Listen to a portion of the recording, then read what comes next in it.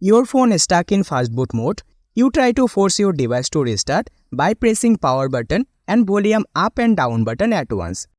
But it didn't work. So, what's the solution? To understand the solution of something, it's important to understand the problem first. You probably already know, in MI phone, Poco or Redmi phone, once you turn off your device, when you turn it on again, if you press and hold the volume down key, it will enter in Fastboot mode, right? Now, the thing is, your volume down button got stuck for some reason. That's why every time you try to force start your device, it gets stuck in Fastboot mode.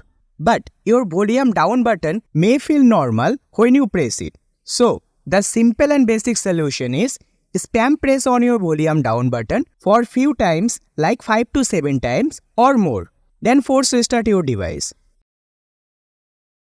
If it fixes your issue, then it will go back to your login screen. If it doesn't fix your issue, then here is what you need to do.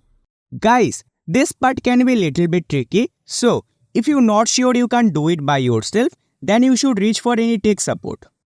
Basically, you have to disassemble the mobile phone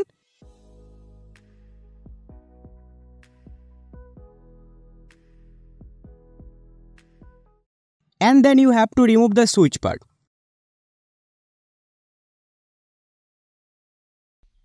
Now we can try repair your volume down switch by removing it and reinstalling it. Guys, here I am fixing the volume up button because I am having issue with the volume up button. But the same way you can fix the volume down button. But it's really hard to reinstall it like that. That's why it's better to change the whole switch. Again, if you need any support, then go to the repair shop.